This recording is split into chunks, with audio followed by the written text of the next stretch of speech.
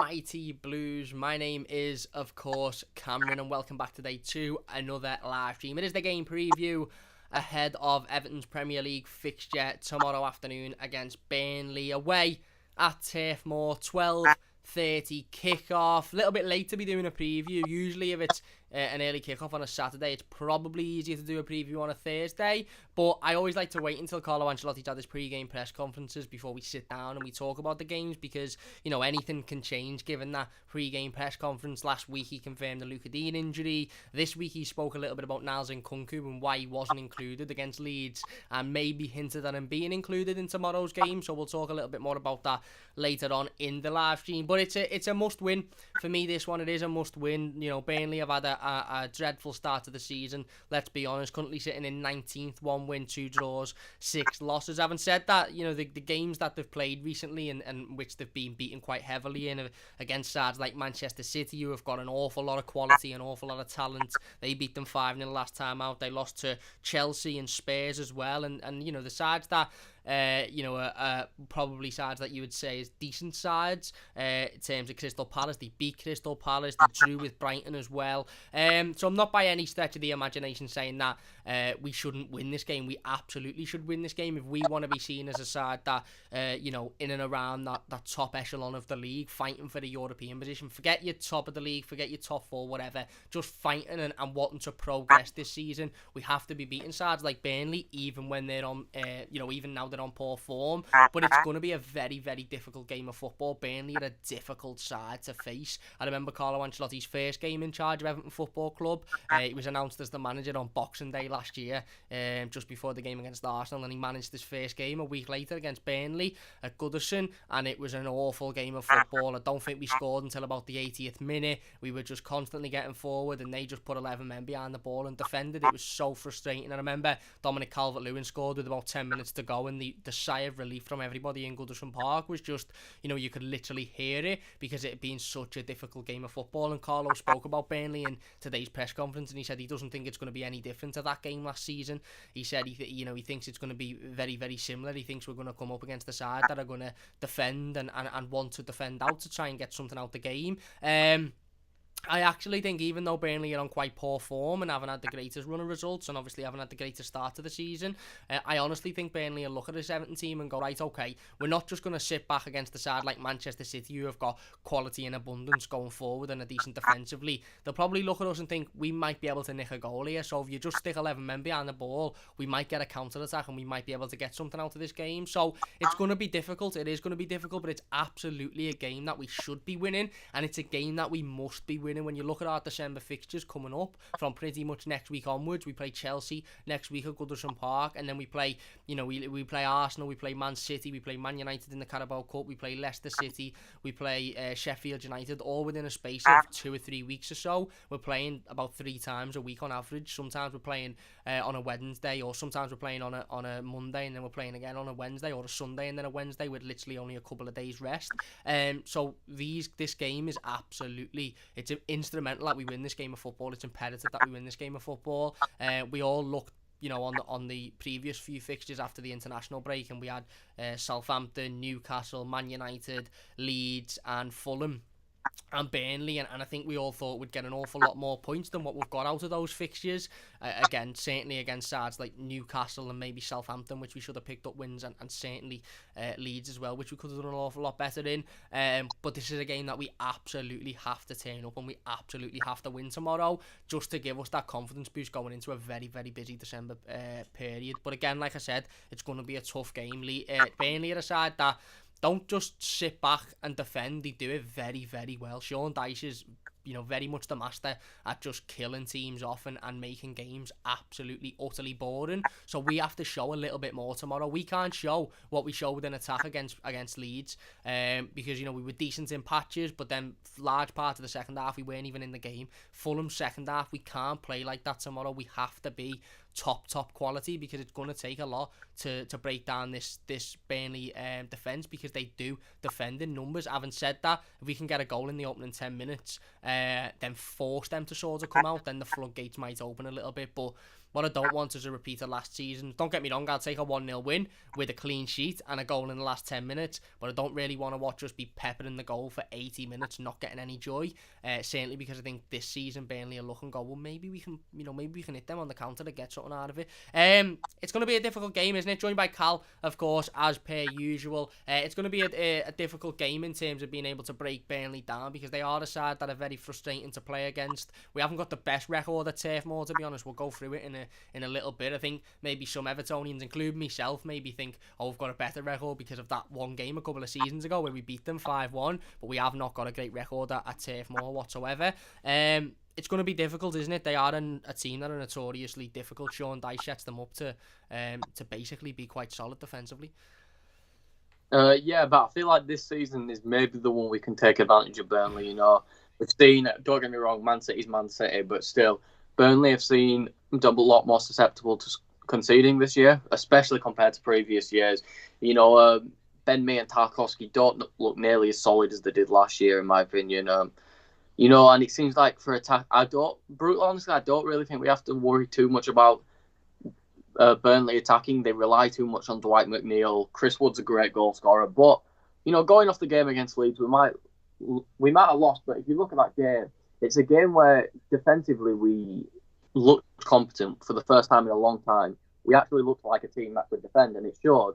You know, how many times did Leeds get in the box and we were able to get a quick block? Yeah. Ben Godfrey played it off the line. Pickford made a few good saves. You know, in the end, it's a game where defensively we put up a good fight against a much better attacking side than what Burnley will be. So as long as we can defend like we did against Leeds and maybe put a bit more pressure on Burnley, they're not as quick, so they won't be able to blast it down the wing to players like Rafinha or Harrison like they did to us. But I feel like we need to win. It's Burnley, they're 19th in the table. You know, we squeaked past Fulham who were down there. If we have to squeak past Burnley, it's not a good sign. These are the teams we should be putting 3 or 4 past, like we were doing to Brighton at the start of the season, and saying, you know, these are the easy games, these are guaranteed points. But it's Everton, we can't get guaranteed points out of anything, really. Yeah. No, I agree, and I don't look at Burnley, and I'm not worried at the fact that they've got an awful lot of attacking quality, because, you know, no disrespect to Burnley, but they haven't got an awful lot of attacking quality. But I honestly think I'd look at a Sunday League team at this moment and think, you know what, you could probably get a goal against Everton, because a clean sheet just seems so far away. And I said before, I don't really want the same outcome or the same type of performance as we got last year against Burnley. But to be perfectly honest, if Everton won this game 1-0, that wouldn't only mean that we've won and we've got the 3 points, which is the most important, but it'd also mean that we've got a clean sheet, and a clean sheet is absolutely important and so vital at this point in the season. Now, we haven't had one in the Premier League since the opening day against Spurs. We haven't had one at all this season since I think the second game in against Salford in the Carabao Cup. So clean sheets are vitally important. We spoke about that last week, and ultimately last week when we were talking about the Leeds game, we knew deep down that they're a very good side going forward. They create a lot of opportunities and they will hurt us. So it was quite a big ask not a big ask, because we should be keeping clean sheets if we want to move forward. But realistically, you could see us conceding to Leeds last week. Now against Burnley, I don't think we've got much of an excuse, to be perfectly honest with you. I think we have to go out there and we have to blow them away, and we have to stay solid defensively. If we are conceding goals to a side that have struggled to score in pretty much any of the games this season, then it doesn't really show well for the centre-backs and for the defence, and maybe this issue's a bit bigger than what we originally thought. But no, I agree, and it will be a difficult game, and Carlo understands that, and Carlo knows that. He spoke in his press conference today about formations, and he practically justified his 5 at the back formation. Now, I don't want to see a 5 at the back formation again tomorrow. I'd much rather see Nazim Kunku at left back, and then, I don't know, maybe Iwobi or Tom Davis at right back, or John Joe Kenny if he's fit, and then a straight 4 at the back, 4 in midfield, 2 up front. But I think we'll see a 5 at the back, purely because he did justify it, and he said that formation helps the midfield. Again, if you've got the right wing-backs on the pitch, it can work. We've seen it against Fulham, but it's very, very difficult to take somebody of the quality of Luca Dean. Luca Dean, let's not get it twisted, is the best left-back in the Premier League. He is in the top 3 best left-backs in Europe, potentially even in world football. He is fantastic, not just defensively, which he's very good. Going forward, he got 2 assists in that game against Fulham. His performance was the epitome of how well that a fullback can play with a 5 at the back formation or a 3 at the back formation when playing as a right or left wing back, a wing back. You can't take somebody of that quality out the team and replace him with somebody with either not a lot of pace or not a lot of attacking quality going forward. Now, Carlo maybe thought last week, well, okay, Iwobi's got attacking quality going forward because he's more naturally an attacker. Iwobi can't play on the left. So, for me, if Niles Nkunku doesn't start this game just on Niles Nkunku, then you're looking at either Fabian Delph playing there, in which case you can't play as a wing-back because he cannot play wing-back. He's not going to get forward. Or you're looking at Iwobi playing there, which won't work for me, or somebody else being shoehorned in there. So, again, the formation thing does make me sort of question because I'd sit there and I'd say 4-4-2 or 4-3-3, rather, because I'd rather see a 4-3-3 because I think it's the formation that's worked best for us so far this season. Is it perfect? No, because we need that other central midfielder. We probably need a right winger to then allow James to play the more open role. But I just think it's better than having a 5 at the back formation. And if we do go out with a 5 at the back formation tomorrow, I think a lot of people will think it's negative. Like I said, if you've got the right players at fullback, it can be very positive, and we can hurt Burnley massively with that.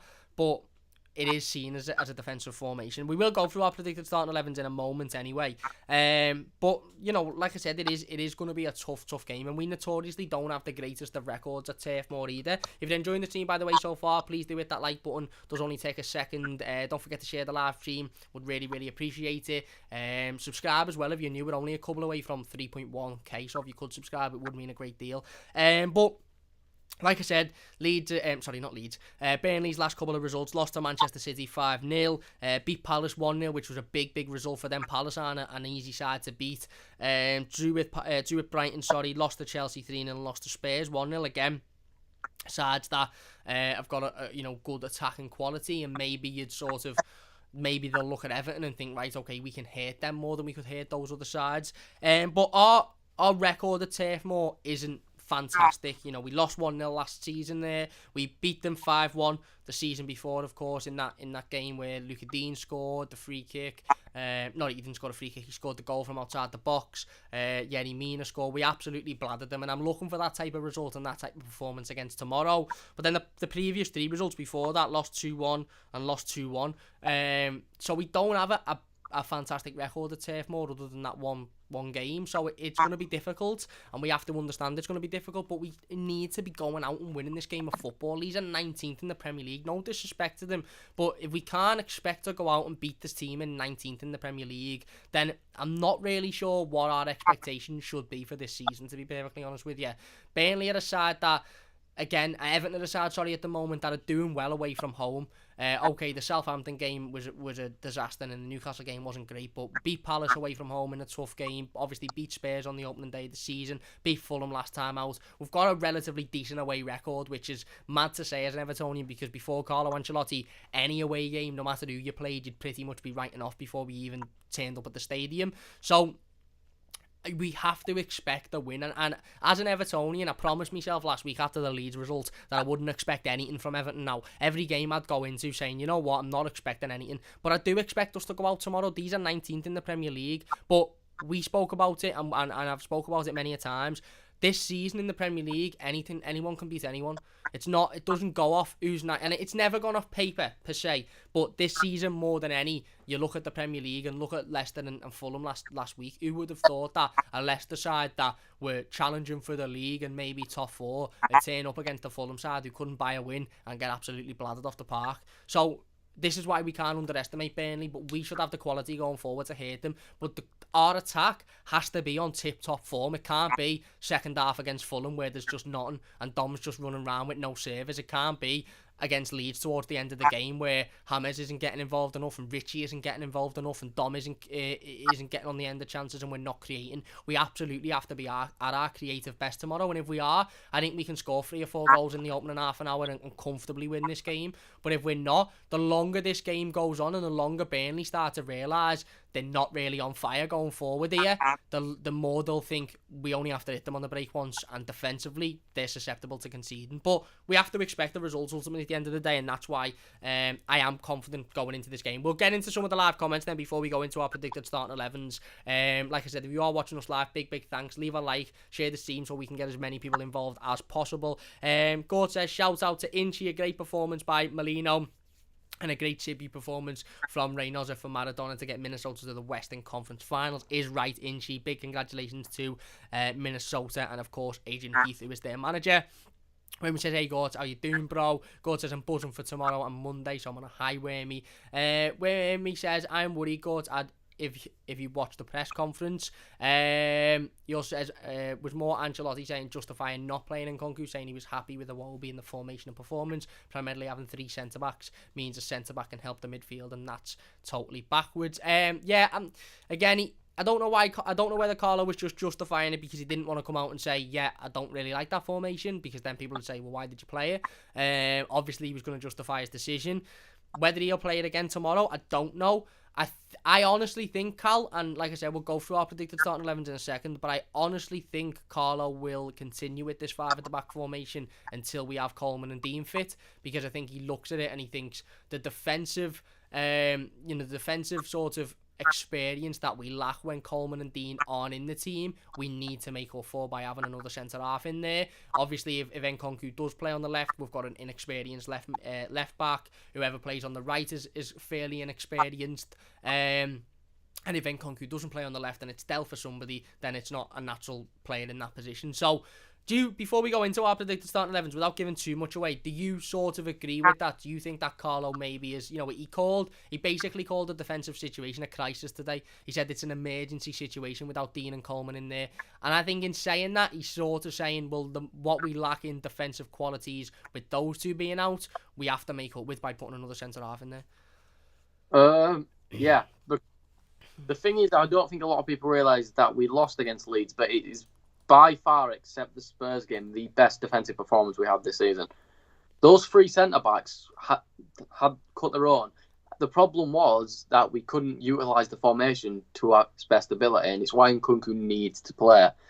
Don't get me wrong, we spoke about him end on end last week, and we explained every positive, every negative about him playing. But in the end, if Holgate can cover that left side as well as he did, I'm happy for Nkunku to just bomb forward.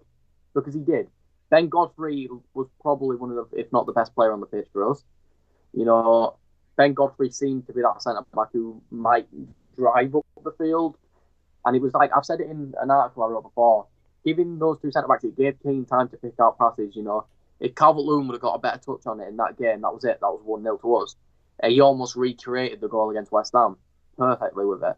But in the end, I think this is the best choice because, what we need to do is limit goals we concede. That's been our big problem. We've shown we can score goals. We need to limit conceding them. And if that means we're only scoring 1 or 2 a game, but we're winning 1-0, 2-1, I'm happy. Points are points. I don't want Barcelona football if it isn't going to get results. We played really good football against teams like Brighton and stuff. But Brighton's a team you can punish, Who else did we beat in that span? West Brom. West Brom, a team you can punish, Spurs, a team where we played defensively, sat back, and it worked. We kept more of the ball, we were more cautious, and it worked. We don't have to be as cautious against Burnley as we were against Leeds. We can utilise a 5-back formation in an attacking sense. Yeah. It's not a defence, it's a defensive formation only in name.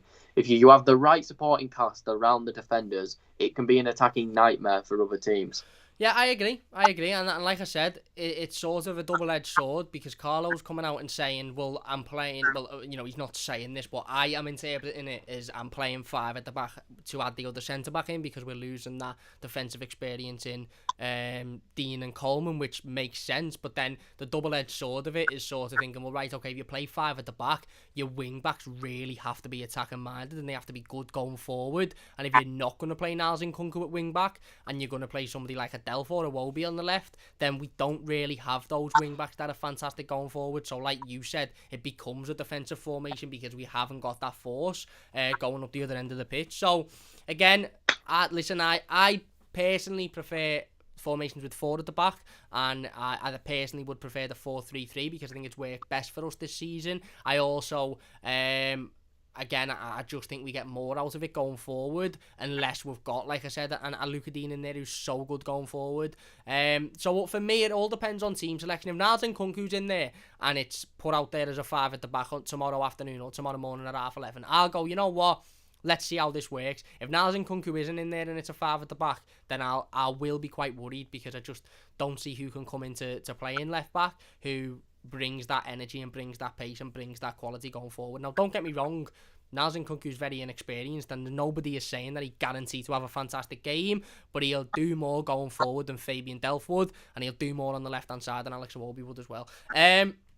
We will get into our predicted starting 11s then. Let's read a couple more before we do. Everton Botcher says, hey Cam, hi mate, how you doing? Whammy says, we got Alan to help the 2 centre-backs. We don't need more centre-backs helping midfield. We need midfield helping centre-backs. That's what Alan does. Everton Botcher says, Ancelotti said everyone's fit, reckon Kenny and Gordon on the bench. Kenny plays and Gordon on the bench. Right back situation's a bit of a mad one. I don't think John Joe Kenny will start, to be honest. I hope Anthony Gordon's on the bench, but again, I'm not expecting it because he hasn't been for previous weeks, to be perfectly honest. So, again, that's another bit of a mad situation. Whammy says, if we go to Burnley and set up to defend, I might break me telly. And Evan Botch says, if they gave you an 8-1 victory for Everton, Richie free, DCL free, Decore and Rodriguez 2 or a 1-0 with a clean sheet, which would you take? That's a very good question, that, to be honest. And I'll put that to Cal as well in a second. That's a very good question.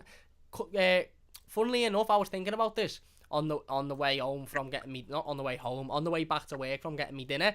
I thought, if you were to say to me, right, okay, you get a 5-1 win and you bladder them, or a 1-0 win with a clean sheet, I would look, I'm going to be honest, what you've detailed there, an 8-1 victory with, hang on, let me just get the comment back up. You've detailed there an 8-1 victory with Dominic Calvert-Lewin and Richarlison both scoring a hat-trick, and Abdoulaye Doucouré scoring 2, Adelaide Doucouré and Rodriguez scoring 1 each. I'd take that over a 1-0 because we'd score 8 goals. Our 2 main attacking forces would score hat-tricks. And if we won a game 8-1, the possibility, the more likely outcome, without you detailing what the game would go like, is that we'd absolutely battered them, and we'd probably had more chances to score more, and it'd be a record-breaking win for Everton Football Club. So I would be able to accept that we'd conceded a goal and not kept a clean sheet for an 8-1 victory, because that would be an absolute madness and would give us loads of confidence. But I'd rather a 1-0 over a 4-3 or a 3-2, let's say, and I'd rather a 1-0 over a result like the one against Fulham, where we're holding on in the last 10-15 minutes and we're only winning by 1. So I don't know if you're the same, Cal. Isn't if you said 5-1, I'd take that over a 1-0.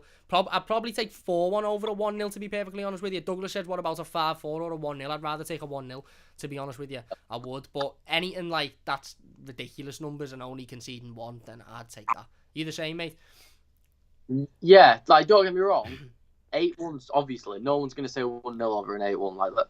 But let's also be realistic about this. We're not putting 8 past arguably the best goalkeeper in the Premier League. Yeah, and he's playing, he's back. We're not putting 8 past Nick Pope. We'll be lucky to put 2 past him.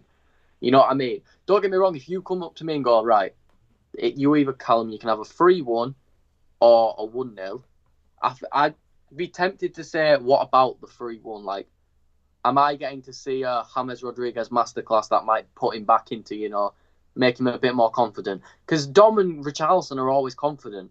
They can score 1 goal a game and be like, oh, well, I'm going to score 3 in the next game. You don't have to worry about them lacking confidence. Yeah.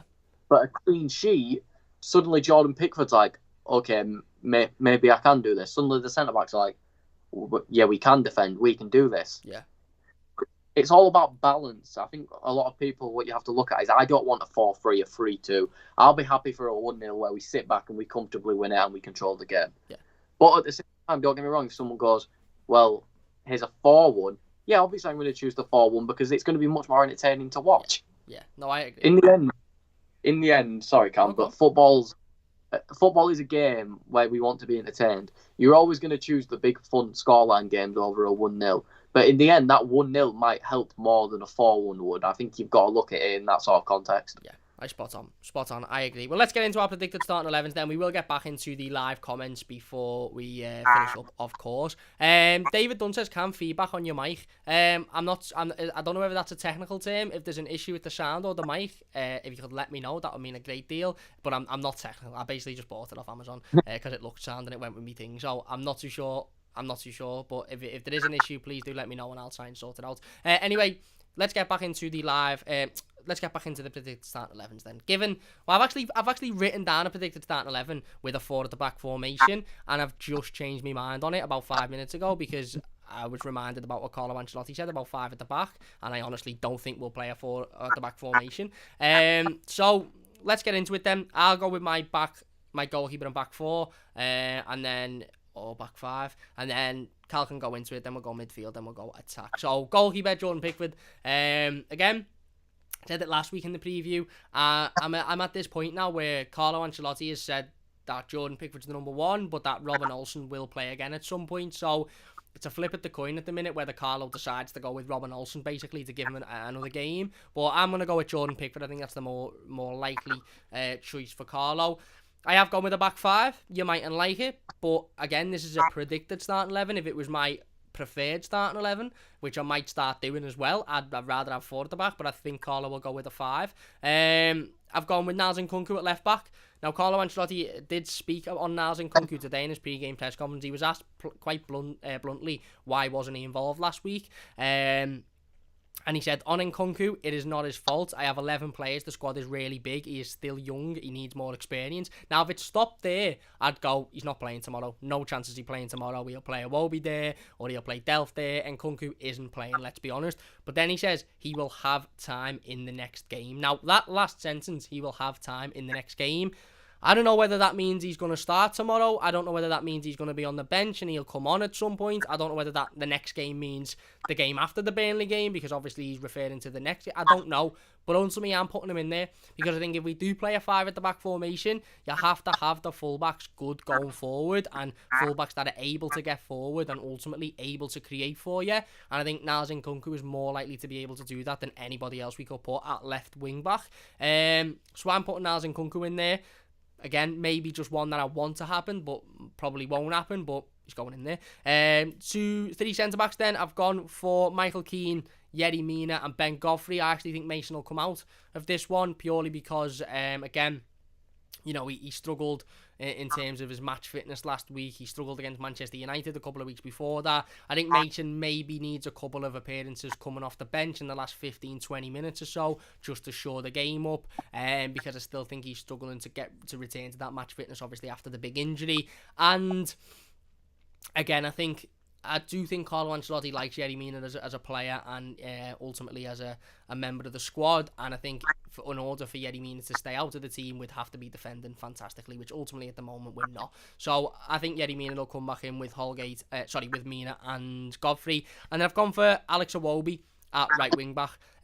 Listen, Alex Iwobi was brilliant at right wing back in the game against Fulham. He was absolutely fantastic. Getting forward, he was good. He done his defensive job as well.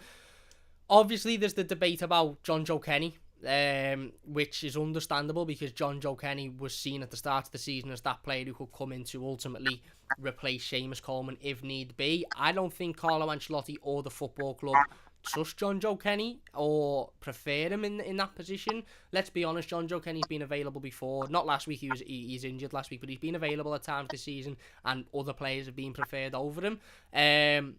So I just think, again, same with fullbacks, you'd have to look at it and go, who is probably better going forward, John Joe Kenny or Iwobi? And I just think Iwobi's more dangerous with throwing balls into the box, to be perfectly honest with you. So I've gone with Pickford, Nkunku, Keane, Mina, Godfrey and Iwobi as right fullback.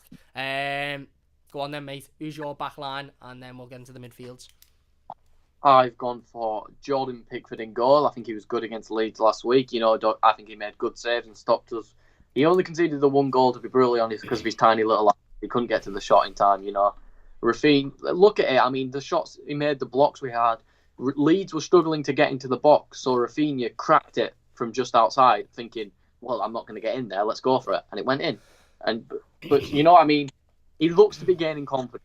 what we spoke about last week, and he looks like Pickford's finally starting to believe in himself a little bit more, which I think we've all realised is the problem with Pickford over the past few years. Even at Sunderland, you noticed it when he was having his best season. Left wing back, I've gone for Niles and Nkunku because, brutally honest, if we're not going to play Nkunku, play a 4 at the back. Play Delph at left back. I don't want Delph playing wing back. I don't want Iwobi playing on left wing back. Don't get me wrong, Tom Davies played surprisingly well at wing back, but I think it looked more like a 3 at the back than a 5 at the back. Yeah. They looked more like left and right midfielders than wing backs. They were in midfield. They're around the centre of the park. They're having to chase back quite a lot.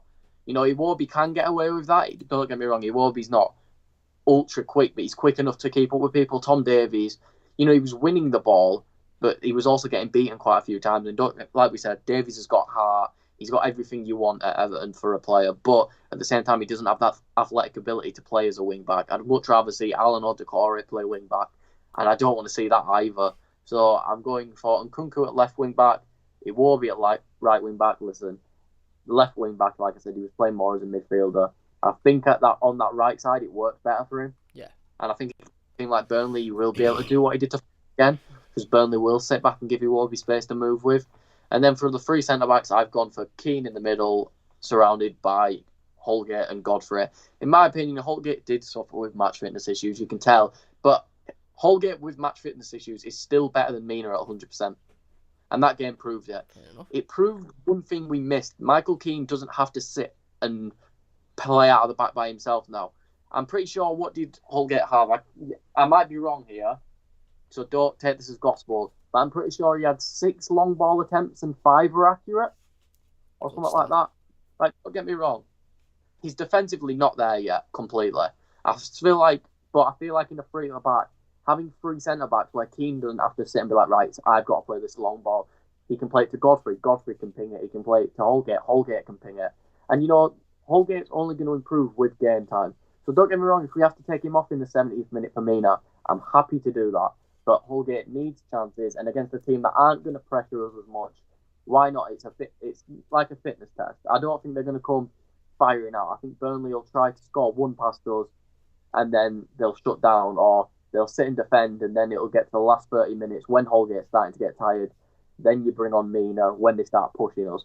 Mina's very error-prone, and I feel like someone like Chris Wood could take advantage of that. Chris Wood's an excellent finisher. And if Mina makes one stupid pass, it goes right to Wood's feet. Wood is finishing that. It's simple as that. If he gives it to McNeil, McNeil's going to find a way to cross it into Wood. We need to take advantage of the decent defending while we've got it. Because against these weaker teams, we can have decent defensive performances.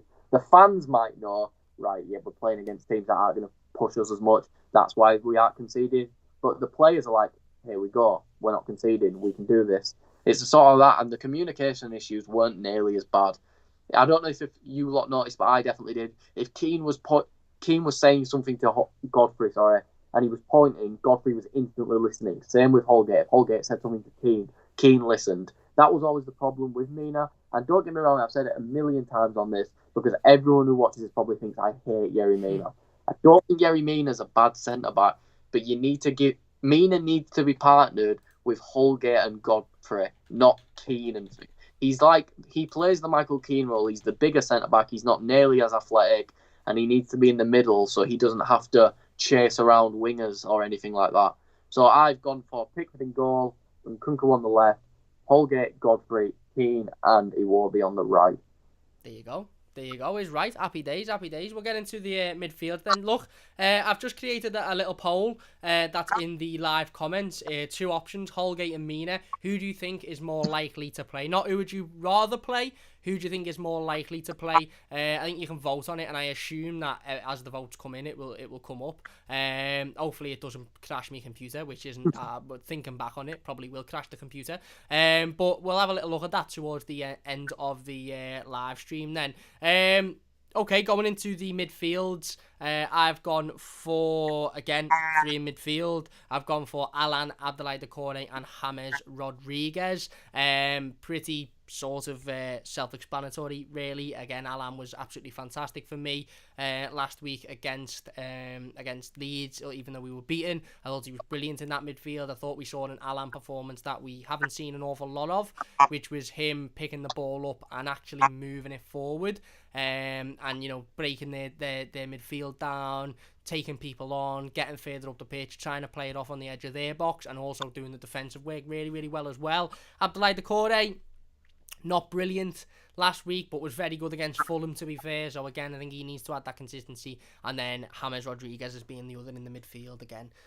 Brilliant in spells last week, did fade out a little bit, but you know what James can bring, and I think James can have an absolute field day against Burnley if we're on tip top form. Before we get into yours, Carl, Falcon Blues is in the chat. What's happening? He says it right up to fucking top. He just says can see Mina starting due to pure height and power on the left. And power of Burnley at set pieces potentially. Williams' Holgate just needs to play right hand side. He isn't good on the left as he is very right footed. And the Falcon Blues also says going for Mina over Holgate in that though. Big fan of Mason. It's Paul, by the way. Is right. And DJ says Gomez back in. James stays out wide. There you go. Go on then, mate. Who's your midfield? Who have you gone for? Right, so I've that same three as you. But another thing to bring back, I had a weird feeling, I don't know why, that Anthony Gordon may start playing soon. Because I don't know if you've noticed it, but Marcel Brands has started going on like a little Anthony Gordon world tour. Yeah. Saying he will start for Everton soon. He will do this. He will, so clearly he's rated by the club, and it's clear. So I feel like this, just to get this while we're talking about midfield, I feel like this is the week we finally see Anthony Gordon in a decent capacity. I feel like we finally might get him on the pitch at least, which is I think what we all want. But, a few weeks ago we were saying, please do it, and then it just got to the point where we're like, it's not happening. There's no point anymore. But I feel like before I get in, that's one thing we should be getting excited about. But yeah, I've got the same three as you. Like I said, Alan was probably one of the only positives last week. Doucouré was unreal against Fulham. And listen, I feel like this is why I like this five at the back, kind of. It opens up the midfield so much more for these two to play as box-to-box midfielders, which in the end is what they are. Don't get me wrong, Alan is a fantastic tackler. His defensive work is much better than his attacking work, but that doesn't mean he just has to be a defensive midfielder. He's still talented to bring the ball forward. And having three centre-backs, it allows them to have space in the midfield, which clearly worked. Yeah. Don't get me wrong, it was 1 week, one was good, 1 week the other was good, But in the end, if we hit one of those weeks where both of those two hit form in a game, that midfield, not many teams are getting past it, even with just two of them there. But James Rodriguez, I've got him playing in the middle this week. Usually I say James, he can do it out wide. He's clearly proven it. But I feel like if we're going to score against Burnley, we need James through the middle to crack some from outside of the box. Yeah. Because Burnley are going to overload the box to stop Calvert-Lewin. They've got centre-backs who are good aerially. It's what Burnley do. They try to stop you from getting in the box, to try to stop you getting those guaranteed opportunities. And James, we've seen it multiple times over the years. He's got a cracker of a shot from distance. If they all took in to guard Richarlison and Calvert-Lewin, and that leaves James room to shoot, room through the centre, he's going to absolutely control the game. So I feel like it's finally time to see James start in a central position instead of drift into a central position. No, I agree. And you made a point there about taking shots from outside the box. I think that's something that we really, really need to start doing. We rely too much on the nice Barcelona type football, which is great when it works. It's great when it comes off, but when it doesn't come off, and we're just basically not having enough opportunities on goal, you need to start shooting. You need to start believing in yourself from outside the goal. I ended the poll because my computer was going a little bit AWOL in terms of the stories, but 72% of people voted for Holgate, 27% Mina. So there you go, a little bit of an insight there. Into the forward line then, I've gone for Richarlison and Dominic Calvert-Lewin. Pretty self-explanatory. Another good game for Dom against Fulham. Not so great against Leeds, but he didn't really have much. Again, I think Dominic Calvert-Lewin and Richarlison can both really, really hurt Burnley if they're on top form and if they've got that creativity around them. I assume you've gone for the same two, mate, or thrown in somebody else? No, not against Burnley. I feel like we've got to take the points. Don't get me wrong, if we were still on a mental win streak, I might have been trying to be creative and be like, Ellis Sims is going to start, but no. Yeah. I feel like it's got to be them two. Richarlison especially can pull away one of the centre backs since You can catch Burnley sometimes trying to man mark. It's not often, but when they're trying to get into the game, you can catch them switch into a more man marking system, and that's when we can catch them. Don't get me wrong, I don't think Calvert-Lewin's jumping over any centre-backs today to score. Burnley, especially someone like Ben Mee, don't get me wrong, he could do it, and if he does it, I think it's going to be very impressive. But Ben Mee's a big, imposing centre-back. Tarkowski's very smart in the tackle. So we need, Richarlison to pick it up deep, James to pick it up deep. And like you said, we need to pepper these shots from outside the box. Even Calvert-Lewin could try it, but in the end, I feel like them two have got to start. Yeah. Because if Burnley do all of a sudden start to press James a little bit, there's the through ball to Richarlison. Yeah. There's the through ball to Calvert-Lewin. And if they're one-on-one, I won't say 9 out of 10 times because then that'll jinx it. Let's say a nice 7 out of 10 times, them two are finishing it. Yeah. Spot on, I agree. DG says, what formation is that? I've gone for the 5 at the back formation or 3 at the back, whichever you want to say, with 2 up front. It'd be 5-2-1-2, wouldn't it, I guess? Yeah, I'd hope so. And then James in the 10, yeah, I'd hope so. Yeah, to be perfectly honest with you. But, ultimately, you never know, do you? You just never know. El Tudor says the win is a must. Hopefully anyway. We've got to win ultimately at the end of the day. Gigi says Doucouré's touch is very poor sometimes. Philip says Doucouré has been very disappointing, to be honest with you. Liam says get the likes up, boys. Thank you very much, mate. Wayne says I'm saying 5 at the back. Iwobi right wing back and Nkunku left wing back. Holgate right centre back. Godfrey left centre back. Keane in the middle. Doucouré and Alan. Then James, DCL and Richie as the team he'll play. Wouldn't be surprised with that. Big Noz is going Pickford, Nkunku, Mina, Keane, Godfrey, Alan, Doucouré, Iwobi, James, Richarlison and DCL. Douglas is saying my nerves couldn't take it. 3-0 at 90 minutes. DJ says Richarlison hasn't scored all season. He has. He scored one. He scored a penalty against Palace to win us that game. God says Everton better perform tomorrow. I'm waking up at 6 a.m. to watch it. And that's it's interesting that Brands has come out and said he especially likes Gordon. Will Carlo continue to leave him out the match day squad? Well, again, it is very interesting, and we'll have to see what that means for Anthony Gordon's future at the football club. Hopefully it does means he's involved an awful lot. DJ says has to create space for himself, not jump over the centre-backs. Nel Tudor says I suspect Carlo was coming out with the same formation as last game. It is looking for consistency. Yeah, that's what I'm guessing. That's what we're guessing, but ultimately we don't know. And Jaya Asanka says Nkunku must start. We agree. So anyway, yeah, just to summarise it then, going to be a tough game. Going to be a tough game, but ultimately we have to go out and we have to win. Again, Burnley are the side that do defend in numbers and they do sit back and they are very good at doing that. But we have to find a way to get round that. We have to find a way ultimately to create. We have to find a way to score goals, and we have to find a way to stop conceding stupid goals as well. That, big part of tomorrow is going to be avoiding those silly goals and conceding them, but also being at our best going forward, because ultimately we're going to have to be at our best going forward. El Tudor says, Gate analysis, fellas, go Everton, vamos Everton. And Wemmy says, for me, we should settle 4-3-3 with Keane and Godfrey, Kenny, and Nkunku, Doucouré, Alan, James, and Richie, DCL and Gordon. I'd rather see that, but I don't think it's likely, to be honest with you. There you go then. We'll finish up there. Big thanks for watching. If you have enjoyed it, please do hit that like button. Really do appreciate all of the support. If you're in the live comments, massive thank you to everybody in the live comments, as per usual. If you're watching as a YouTube video, leave your thoughts in the comment section down below. If you're new, like I said, please do subscribe. Only a couple away from 3,100 now, so it would mean a great deal to me. Anything to say before we finish up, Carl? Big thanks to Carl for joining us. Of course, as always, you can find his Twitter in the description down below. Please do go and give him a follow. Anything to say before we finish up?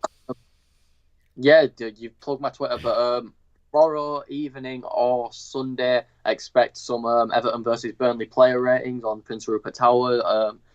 Actually expect an instant match reaction this weekend. I got pulled into writing an article last second, so I couldn't get it done, boys. I do apologise, but it'll be here next week. It'll be here tomorrow, don't worry. You'll see me very happy when Everton win. I probably just jinxed it, but let's just go in hoping. Fingers crossed, boys. Yeah.